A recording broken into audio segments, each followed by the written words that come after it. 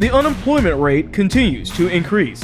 California's population shrinks for the first time in history, and AOC says that Planned Parenthood saves lives. I'm William Hall, and this is The William Hall Show.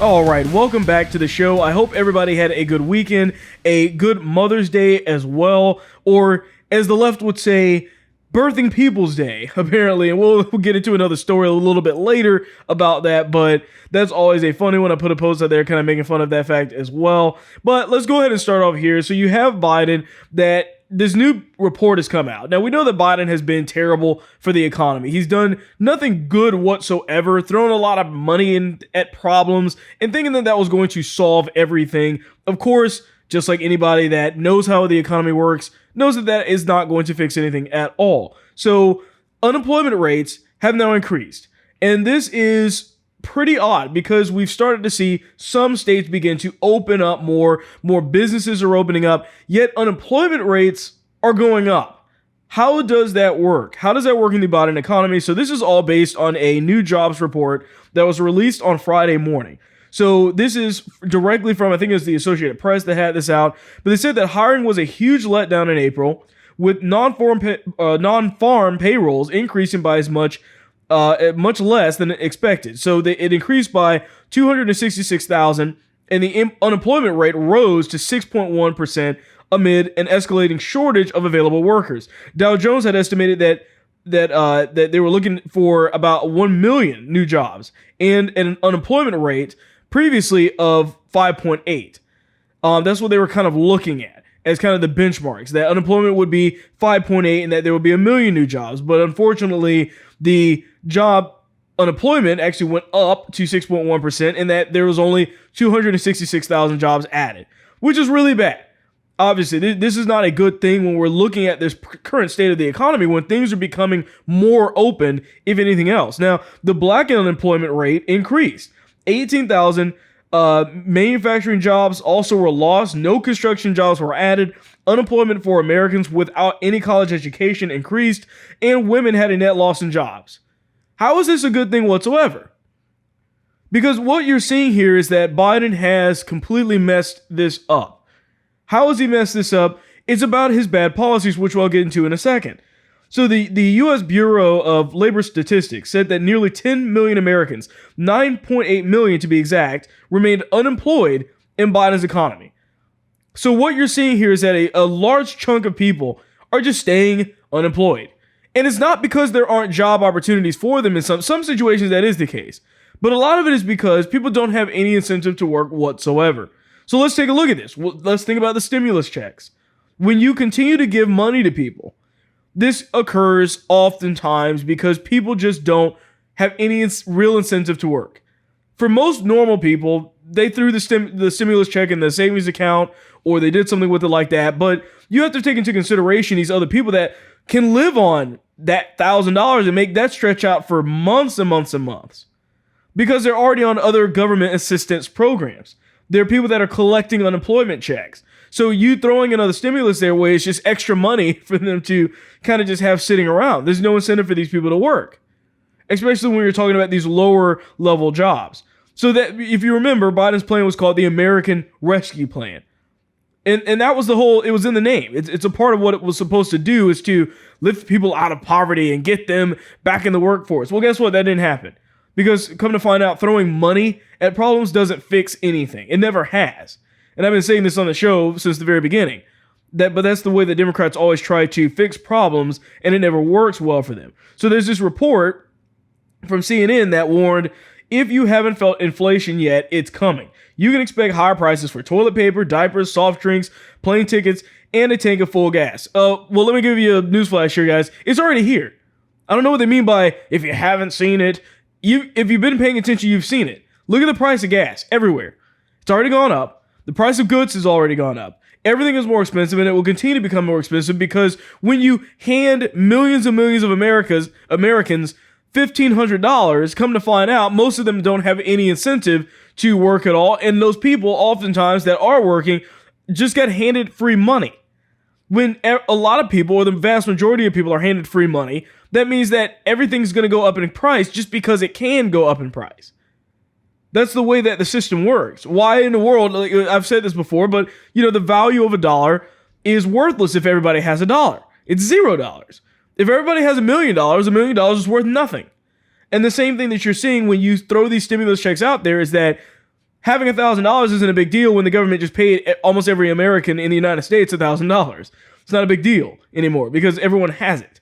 So Wall Street Journal reported that many business owners said that they are struggling to find workers, which could deal a serious blow to the Biden economy. Once again, people are not incentivized to work. If you don't create an incentive to work, people aren't going to work. I know it's hurt, but the fact is that there's a portion of unemployment and these systems that are in place that are meant to make you a little uncomfortable. That's why they're there. You're not supposed to be comfortable on unemployment. You're not supposed to be comfortable with a stimulus check. Yet some people are, and that's enough for these jobs reports to come out this way. There's no incentive there. Throwing money at the issues has never solved the problem, and it never will solve the problem. It doesn't matter what you do. So to incentivize people to work, you need to actually do something. That means not throwing money in their pockets and expecting for some reason for them to want to work after that.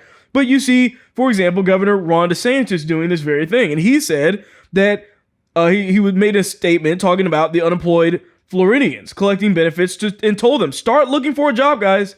You're going to have to start doing this at some point because otherwise we're taking away these benefits and we're taking them away soon. So he said, quote, normally when you're getting unemployment, the whole idea is that it's temporary. He said, you need to be looking for work to be able to get off unemployment. And then he goes on to say, we absolutely can put more people to work. The demand is there. Businesses want to hire more people. And I think we can go in that direction very soon. This is the messaging that Biden should have had from the very beginning of this. This is the messaging. It should have been very clear. If we open the states up and we open these places up, you need to get back to work. And what DeSantis is saying here is that this unemployment is supposed to be temporary. It's supposed to be uncomfortable. It's not supposed to make you feel like you're doing great. If you remember last year when I think it was the first kind of economic plan came out, unemployment was paying people it was almost to, if you could maintain it for a year, you'd be getting almost $30,000. I mean, you were making good money. You were making more money on unemployment last year than you would have been working at McDonald's or any other place. How does that work? How do you think that's going to make people want to all of a sudden go into the workforce? Especially when you took away their requirement, making them actually have to show proof that they're even remotely looking for a job. Stuff like that plays into this. And they took all of that away and they said, no, it'll be fine. No big deal here. Don't look at or pay attention to all of this. It'll be perfectly fine to leave it this way. Well, guess what? At some point, people are going to have to go back to work. At some point. But you know what? I'm not even all that concerned about what Biden's doing because when you have people like Ron DeSantis that are in place, it shows how important the governor is because they can actually say, you know what, we're going to actually implement these plans. We're going to work to get people off of this unemployment. We're going to work to get people into these jobs. And that is going to require us to not throw money in their hands. That's going to require us to bring back the requirements that were already required under unemployment as it was, and make people actually want to go and get a job, which then boosts the economy as well as a part of that. That's what Biden should be doing. Instead, he's just kind of ignoring the issue and just for some reason thought it was just randomly going to work. Once again, printing money, putting it in people's wallets does nothing for anybody. It only actually hurts everyone because there are people who will use that money in the right way. They may save it. They may do whatever it is. But there's a lot of people that are just going to take that money, live off of it, and never work another day in their life. They don't care. They'll benefit off of and take advantage of the unemployment as much as they can. Why? What is the incentive for them to go to work? Well, they can sit at home and make, it's not as much money, but it's good enough. It's good enough to buy some food and live around. So a lot of these people just aren't working right now. And for that to happen, for there to be an actual difference here, for something to change, for the economy to get better, people need to be working. It's a part of what makes this economy work. There's companies, there's workers, if any of those things is kind of thrown for a loop or just doesn't have the demand there, or there's no supply there, there's no employees, there's no companies, whatever it is, you're already messing up the economy, or you're setting it up to fail.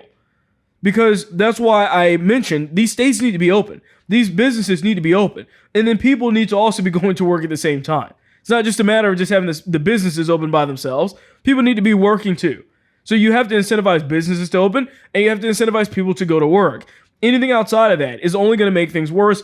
And the inflation that we're seeing is only just another section of that. That's exactly what we're seeing here with these prices going up everywhere right now. So because of these bad policies, these have mainly been taking place in California. I mean, that's really the hot seat kind of place where liberal policies go to die and to fail. And we can see them fail right in front of our eyes. So California right now just had a new report put out that showing that their population fell by more than 182,000 people last year.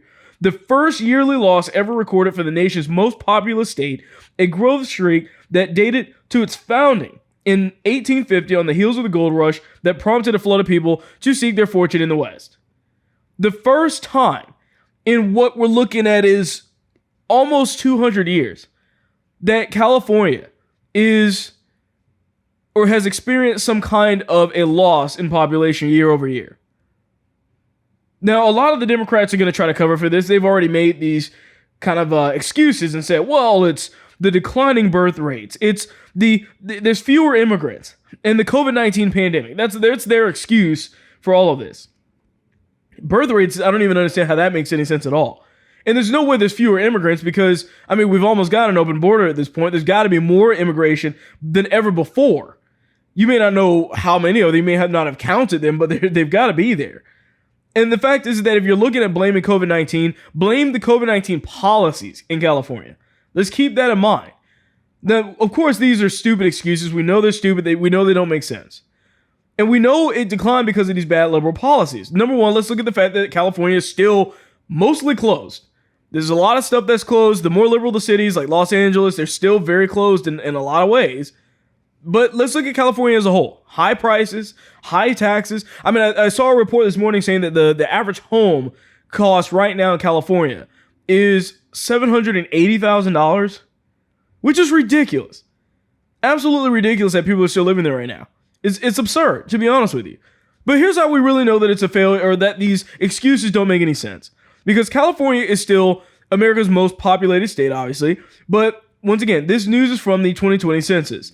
And this also tracked other states as well. And what we saw is that California, because of their loss in population there, actually had to lose one seat in the U.S. House of Representatives following the reapportionment there. Now, this is dropping its delegation from 53 to 52 members, while states like Florida and Texas gained representatives.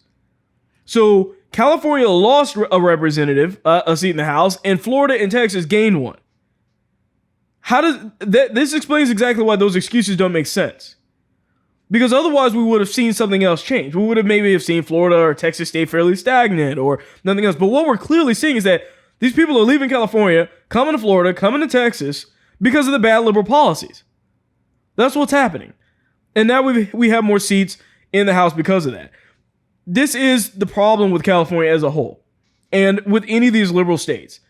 The people that actually are smart enough to realize how dumb it is to be there at this point realize it, and they're leaving. They get out of there as soon as they can. They don't want to be subject to these ridiculously high taxes and cost of living and the other lockdowns and whatnot. They don't want to have to deal with that stuff, so they're going to these more red states that make a lot more common sense policy decisions. The thing is, of course, as I've said and many other people have said, if you're coming from California, don't come to Florida and Texas voting the same way you did in California, because all you're going to do is just turn it right back into the state that you left and ruin it for everybody else.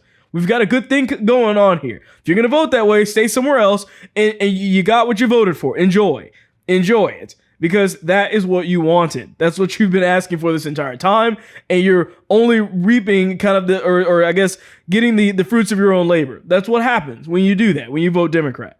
So with that being said, just wanted to quickly remind you that I do have a Patreon where you can donate directly to the show. And if you are listening to this on Apple Podcasts, please remember to leave a review as well. Democrat Rep. Cori Bush was at this committee hearing and was referring to women as birthing people. I sit before you today as a single mom, as a nurse, as an activist, and as a congresswoman, and I am committed to doing the absolute most to protect Black mothers, to protect Black babies, to protect Black birthing people, and to save lives. Thank you, and I yield back. There it is, the ominous birthing people statement that Democrats have to use to seem so woke and inclusive. By the way, happy Birthing People's Day yesterday. Is that what we're supposed to be saying now? I'm not sure. I'm not saying that. I actually made a kind of a joke post on Parler talking about that. But yeah, happy Mother's Day to everybody, except those people that are referring to themselves as birthing people. Because that's crazy, okay? That's not how this works. And I'll get into a little bit about why this is another attempt from the Democrats to basically get rid of women entirely. They don't want women involved in any of this stuff. So first of all, this isn't the first time that these things have happened. This is a trend. It's going to continue to happen as well. But in January, Nancy Pelosi, House Speaker, she was trying to draft this policy now to eliminate gendered terms like father and daughter in the House rules text. That was all a part of this thing. It's nothing new. They're trying to get rid of anything that has any specific gender associated with it.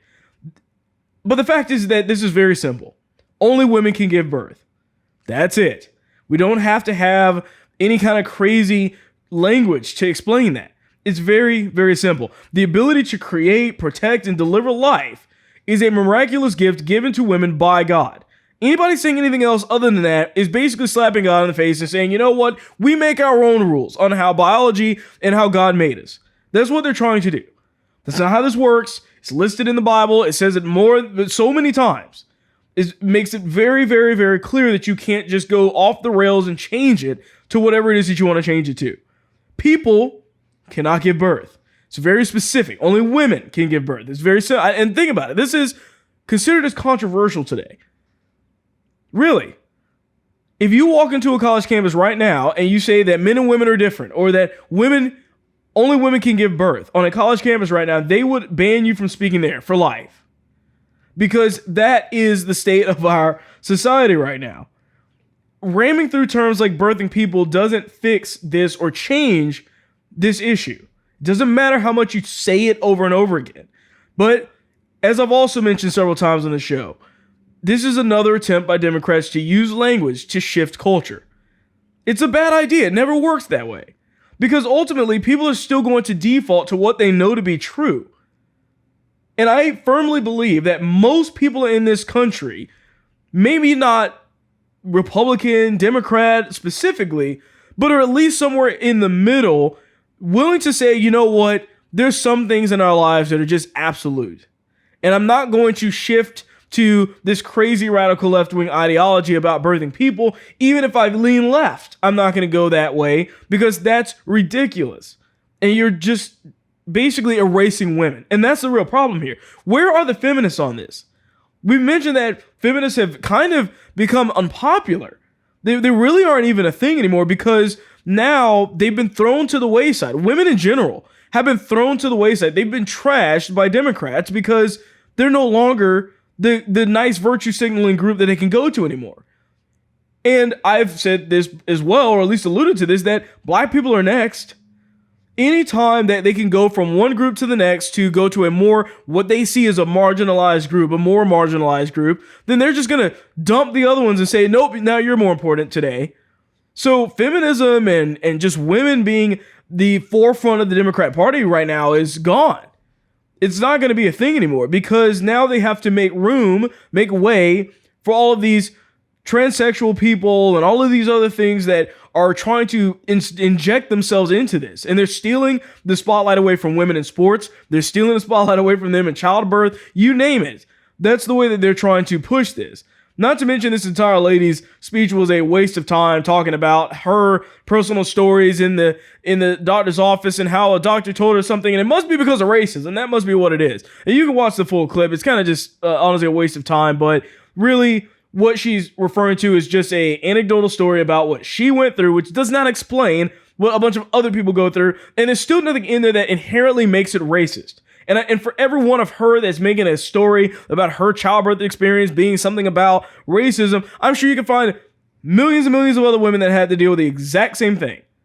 And nobody's going to care because they're not black. But I digress. AOC was at this committee hearing talking about Planned Parenthood. And for some reason, she said that Planned Parenthood, catch this, saves lives somehow. Somehow she's making a statement here. So let's go through a little bit about what she's saying.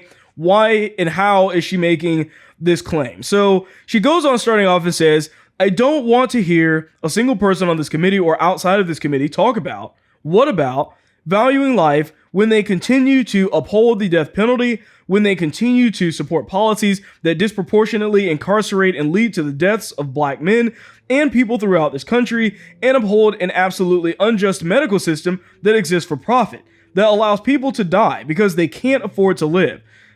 She went on to say, in addition to that, if we want to talk about Planned Parenthood, let's talk about how many lives Planned Parenthood has saved and how many babies have been born because of the prenatal care provided by Planned Parenthood. So once again, let's go through a little bit about what she's talking about here in this thing. Basically saying, well, I don't want to hear about anything, anybody talking about saving lives or caring about lives when you allow for the death penalty.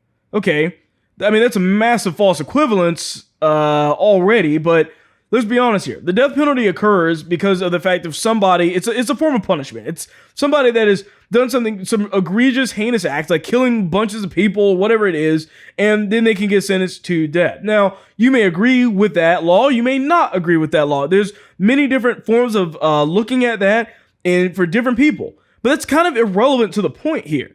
Because regardless, the death penalty is objectively a form of punishment. Why are we punishing an innocent baby that's done nothing wrong? How in the world can you conflate those two things? I mean, it couldn't be more egregious than that. So then she goes and she says, well, you're incarcerating these black men. Oh, you mean like Joe Biden, who drafted the 1994 crime bill? Or are you talking about Kamala Harris, who also jailed more black men than any other DA in California for all those years? I don't know. You tell me. You tell me who you're talking about incarcerating black people. The people that have been the most iconic for literally arresting black men for petty drug crimes were the two people that are running this country right now. The two highest names in the land. Let's not forget about that.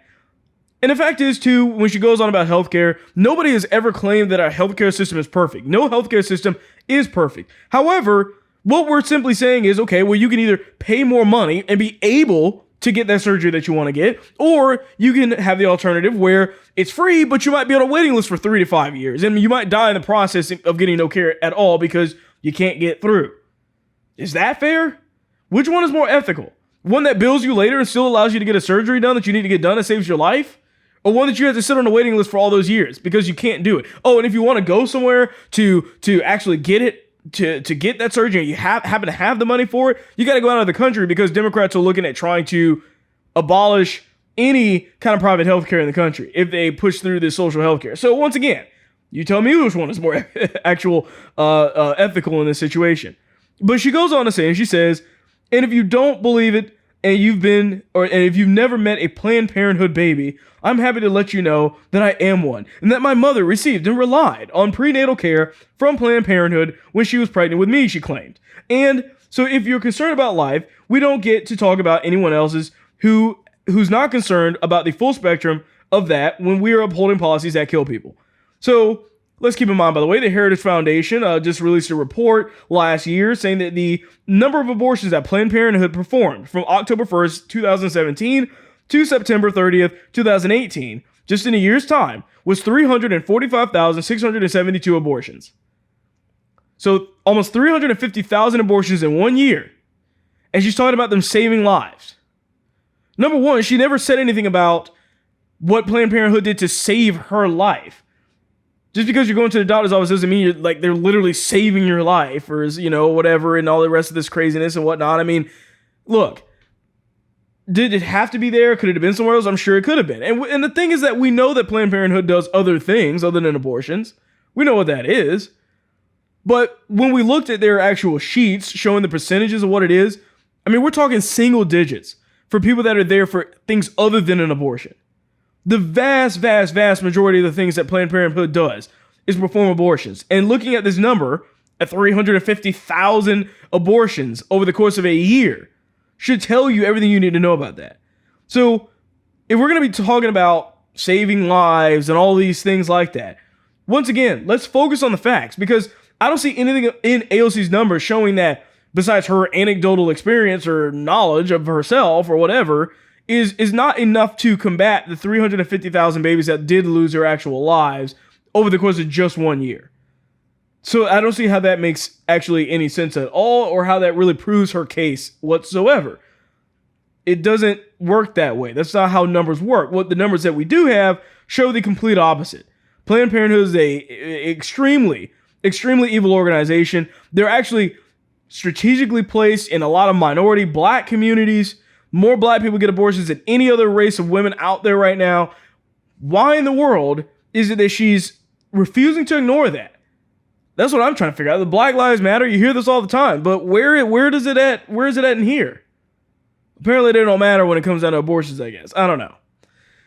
So lastly, here you have Disney. Disney is coming out and they're basically trying to be a part of this new woke phenomenon. Now, they've gone woke in many other ways. They've done the things with the rides and changing rides that had some historical movies attached to them and may have been perceived as somewhat racist by some, I don't know, blue check mark on Twitter that has nothing better to do with their day but to find things to be offended by. But they now have changed their training entirely.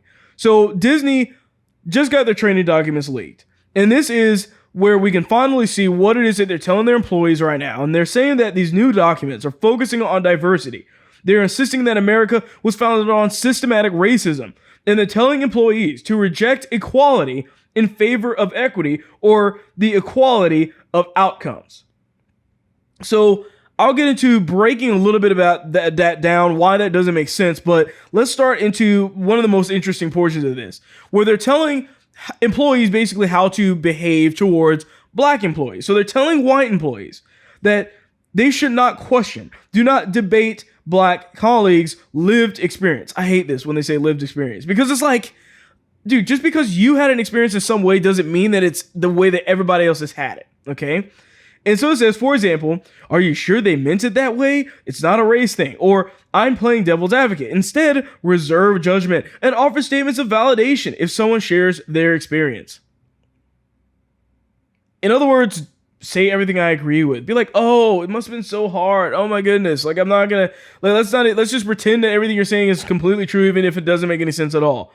Acknowledge and listen with empathy. When black colleagues share their lived experiences, avoid saying, I feel you, I've been there, and instead say, I hear you. Tell me more about what that felt like. Look, dude, if you're not interested in the story, I don't want to hear more about any of it. Like, it's just absolutely ridiculous when, they're really saying like, okay, don't even say it like, I sympathize with you. Like, I get it. Like, hey man, I've been there or whatever. Like, don't even do that, because you're white. You can never understand. That's basically what they're doing. How is this not a trick to divide? They want to pretend like this is unifying people. Wouldn't the unifying thing be to actually come to some kind of common ground?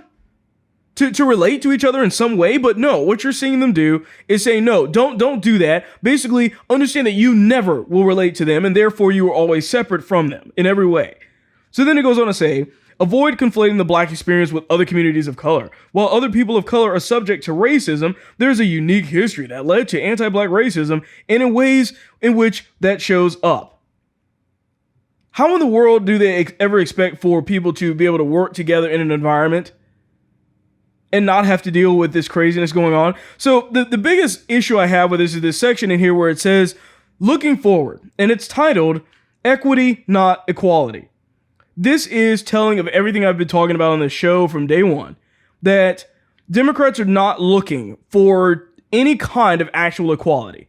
It literally says equity, not equality. And it says in there, equality is a noble goal. We should really be striving for equity, where we focus on the equality of the outcome, not the equality of the experience, by taking individuals' needs and skills into account. First of all, that's not the kind of equality that conservatives and normal common sense people are looking for. The equality that we're looking for is just simply the equality of the treatment in general, okay? Because if you actually look at the facts right now, we live in a very equal society. There aren't really any specific laws that only affect a certain race, except for affirmative action, of course, when we're looking at colleges. But that's that doesn't fit their narrative anyways, because that's only benefiting black students while disadvantaging white students, Asian students, and the like. But what they're talking about here is we don't want everyone to be equal, because the issue is that you cannot have equality and equity at the same time. They're not compatible with each other. So when they're saying these things, don't get it confused that for some reason that these two things can exist at the same time. You're going to only have one or the other. Because if your goal is equity, or what they're considering as the equality of outcomes, your entire focus is on where are these people going to end up? How do they end up in the same way regardless of what's taking place? Let's take a simple example of maybe just something like a race where everybody's running towards the finish line. And the equality part would say, hey, everyone starts at the same time. They start at the same place, no matter what they are, and you could have a very differing amount of people, black, white, Asian, this, that, men, women, children, adults, elders, all these people lined up in this race. What Democrats are focused on is that they're saying, you know what, when everybody finishes a race, we want them all to finish at the same place. What conservatives are concerned about is that we want everybody starting at the same point. We want to give everybody the same opportunity to achieve the goals that they choose to achieve. And by the end of that race, everything else being equal, you're going to have disparate outcomes. The older people may finish last. The kids might finish somewhere in the middle. The well-trained, more athletic people are going to be in the front. They might win the race. But it's not because the race itself was unequal. It's because of the fact that these people and their own things that they brought to the table made it somewhat unequal. But the race is equal. It's a level playing ground. There's nothing different about it. What Democrats are saying is, oh, well, if you're old, if you're this disadvantage, that disadvantage, this other disadvantage, you get to start halfway ahead of everybody else. You get a head start. That's what they're trying to do. Well, that's not equal, is it? That's not equal at all. Because what about the people that worked hard, the people that are more athletic, that are the right age, that would have normally won that race? Well, they can't win anything. Because as a result of that, because they're literally seeing themselves have to work harder to achieve the same thing that other people didn't have to work as hard to achieve, because they got to get a head start. These are the people that were more disadvantaged. That's the way the Democrats look at this. You can't have both at the same time. If your goal is to achieve equity, you must forego equality. And if your goal is to achieve equality, you must forego the equity at the very end. One or the other has to exist separate of the other. But the point is that they don't want equality. And this is exactly what we're talking about here. They do not want equality, because that equality of outcome doesn't make sense. Because if you have an equality of outcome, you inherently have to have no equality at the very beginning of it. You have to disadvantage people. You have to give people unfair advantages that are in essence unequal to achieve this equality at the very end that they're trying to refer to. And this just proves what I'm talking about. They go on here as well, and they're also one of the ones that are trying to push these affinity groups, which is basically just segregation, just another word to try and cover it up by calling it an affinity group. But it's just by saying, well, it's blacks only. That's it. Because apparently we need to have our own race around each other to be effective at what we do at work somehow. So once again, Disney doing exactly what we expect them to be doing. It's just even worse when you see it on paper. It's worse when you actually see it outlined right in front of your face that they do not care about equality at all. They're telling you right there. And if you see this kind of stuff, pay attention to it. It's not equality. They don't want equality. They never have wanted equality. So with that being said, that's all I have for you for this show, and I will see you on the next one.